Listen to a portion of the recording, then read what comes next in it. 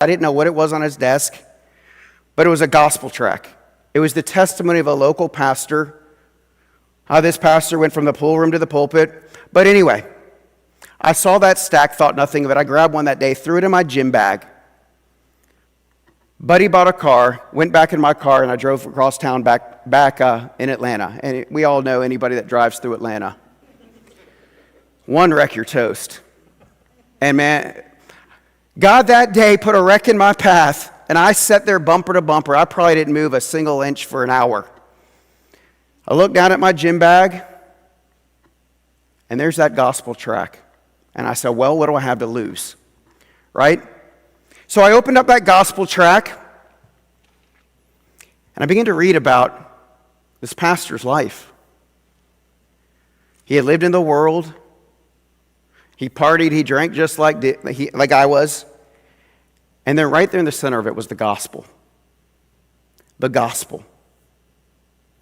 And it was that day, stuck in traffic, that I learned that Jesus Christ, the Son of God, stepped out of heaven, took on human flesh, and lived the perfect life Brian could never live. He went to the cross and died for my sin. And I learned I could be forgiven through faith and repentance. But I'm a stubborn man. I had heard the gospel that afternoon, but it wasn't a year later until I fully would surrender my life to Jesus Christ. It was in the fall of 2009. I went up to Athens, Georgia for the UGA home opener. It was one last hurrah. We were playing South Carolina Gamecocks, I can remember it. But I went up there Thursday. I once again did what I always did. I drank Thursday night, Saturday. And y'all, I made a complete fool of myself all weekend long. Made a fool of myself. Was disgusted when I got up and drove home Sunday morning.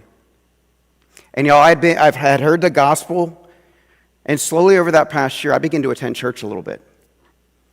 But that Sunday afternoon, I waved the white flag. I got beside my bed, and I said, Lord, I'm done. I'm going to lay myself down to you, and I'm going to trust you that you're enough to change my life. And beside that bed, I repented of my sins. I placed my faith in Jesus Christ. And y'all, my life changed. It changed radically from that moment. Wasn't a perfect man by any stretch, but God began to do great work. He made me into a new creation.